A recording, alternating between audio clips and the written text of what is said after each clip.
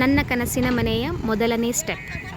ಪ್ರತಿಯೊಬ್ಬ middle class family ಒಳಗೆ ಇರುವಂಥ ಒಂದು ಹೆಣ್ಣು ಮಗಳ ಆಸೆ ಅವಳದೇ ಆದ ಒಂದು ಸ್ವಂತ ಮನೆ ಇರಬೇಕನ್ನೋದು. ಅದೇ ರೀತಿ ನಾನು ಈ ಆಸೆನ ಕಂಡಿದ್ದೆ.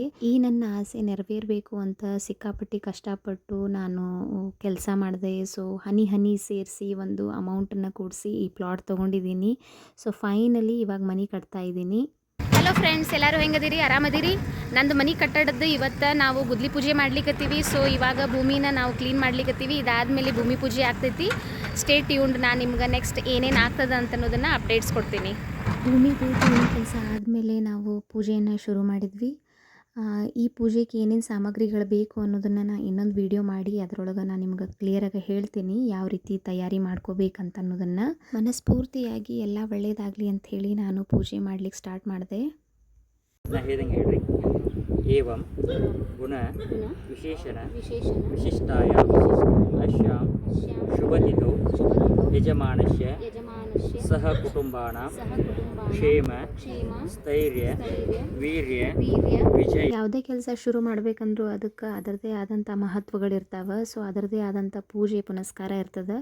ಸೊ ನಾನು ಅದ ಪ್ರಕಾರನ ನಮ್ಮ ಊರೊಳಗಿರುವಂಥ ಸ್ವಾಮಿಗಳನ್ನ ಕರ್ಕೊಂಡು ಬಂದು ನನ್ನ ಮನೆಯ ಭೂಮಿ ಪೂಜೆನ ಶಾಸ್ತ್ರೋಕ್ತವಾಗಿ ಮಾಡಿದೆ.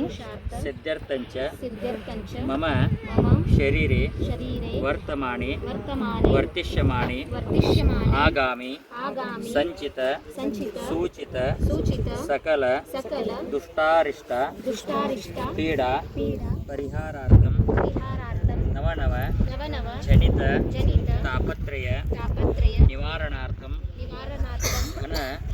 ಕನಕ ವಸ್ತು ವಾಹನಾದಿ ಅಭಿವೃದ್ಧ್ಯರ್ಥಂ ಅಷ್ಟೈಶ್ವರ್ಯ ಪ್ರಾಪ್ತ್ಯರ್ಥಂ ವಿದ್ಯಾ ವ್ಯವಹಾರೇಷು ಅಭಿವೃದ್ಧ್ಯರ್ಥಂ ಗುರು ಲಿಂಗ ಜಂಗಮ ವರ ಪ್ರಸಾದ ಸಿದ್ಧಾರ್ಥಂಚ ನೂತನ ಮನೆ ಕಟ್ಟಡದ ಭೂಮಿ ಪೂಜಾಂ ಮಹಂ ಕರಿಷ್ಯೆ ಇಷ್ಟಾರ್ಥ ಸಿದ್ಧಿರಸ್ತು ಶಾಂತಿರಸ್ತು ಪುಷ್ಟಿರಸ್ತು ಧರ್ಮ ಸಿದ್ಧಿರಸ್ತು.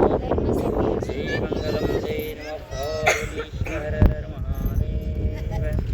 ಶಂಭೋಫಲಸಾರಪಕ್ಷಿತಂ ಉಮಾಸುತಂ ಶ್ಲೋಕ ವಿನಾಶಕಾರಣಂ ನಮಾಮಿ ವಿಘ್ನೇಶ್ವರ ಪಾದ ಪಂಕಜಂ. ಓಂ ಗಣಾನ ಅನ್ತ್ವ ಗಣಪತಿ ಹವಾಮಹೇ ಕವಿಂ ಕವೀನಾಮುಪಮಶ್ರವಸ್ತಮಂ ಜ್ಯೇಷ್ಠರಾಜಂ ಬ್ರಹ್ಮಣಸ್ಪದಃ ಆಣಃ ಶೃಣ್ವನ್ನೋತಿ ವಿಷೀದಃ ಸಾಧನಂ ಅಸ್ಮಿನ್ ಮಂಡಲೇ ಸಾಂಗಂ ಸಾಯುಧಂ ಸವಾಹನಂ ಸಶಕ್ತಿ ಸಪತ್ನಿ. ಸ್ವಲ್ಪ ಜನ ಏನು ಮಾಡ್ತಾರಂದ್ರೆ ಈ ಗುದ್ಲಿ ಪೂಜೆನ ಮಾಡಿರಂಗಿಲ್ಲ, ರಾತ್ರಿ ಬೋರಿನ ಗಾಡಿ ತರಿಸಿ ಬೋರ್ ಹಾಕಿಸ್ಬಿಡ್ತಾರೆ. ಆ ರೀತಿ ಮಾಡಬಾರ್ದು, ಅದು ತಪ್ಪು. ಮೊದಲು ಭೂಮಿ ಪೂಜೆ ಮಾಡಬೇಕು, ಅದಾದ ಮೇಲಿನ ಬೋರನ್ನು ನಾವು ಹಾಕಿಸ್ಬೇಕಾಗ್ತದೆ. ಮೊದಲು ಭೂಮಿ ತಾಯಿ ಪೂಜೆ, ಆಮೇಲೆ ಗಂಗಮ್ಮಗ ಪೂಜೆ ಮಾಡಬೇಕಾಗ್ತದೆ. ಎಲ್ಲ ಪೂಜೆ ಕಂಪ್ಲೀಟ್ ಆದಮೇಲೆ 11 ಜನ ಮುತ್ತೈದರಿಗೆ ಉಡಿ ತುಂಬಿ, ಈ 11 ಜನ ಮುತ್ತೈದರ ಜೊತೆ ನಾನು ಗೋಮಾತೆಯನ್ನು ಕರೆಸಿದ್ದೆ. ಆಕೆಗೂ ಉಡಿ ತುಂಬಿದೆ. ಆಮೇಲೆ ಆಕೆಗೆ ನಾನು ಕಡ್ಲಿ ಬೆಲ್ಲ ಕೊಟ್ಟೆ. ಕಡ್ಲಿ ಬೆಲ್ಲ ಯಾಕೆ ಕೊಡ್ತಾರಂತಂದ್ರೆ ಅದೊಂದು ಸಂತೋಷದ ಸಂಕೇತ. ಸದಾ ಈ ಮನೆಯೊಳಗೆ ಸುಖ ಶಾಂತಿ ಇರಲಿ ಅಂತ ಅನ್ನೋ ಸಲುವಾಗಿ. ಮತ್ತು ಆಹಾರ ಮತ್ತು ಐಶ್ವರ್ಯ ಏನಾಗ್ತದೆ, ವೃದ್ಧಿ ಆಗ್ತದೆ ಅನ್ನೋ ಒಂದು ನಂಬಿಕೆ. ಸೊ ನನ್ನ ಮನೆಯ ಭೂಮಿ ಪೂಜೆಯ ಒಂದು ಸಣ್ಣ ತುಣುಕು ಹೆಂಗಾಯಿತು ಅನ್ನೋದನ್ನು ನಾನಿಲ್ಲಿ ತೋರಿಸಿದ್ದೀನಿ. Thank you everyone. Thank you for watching.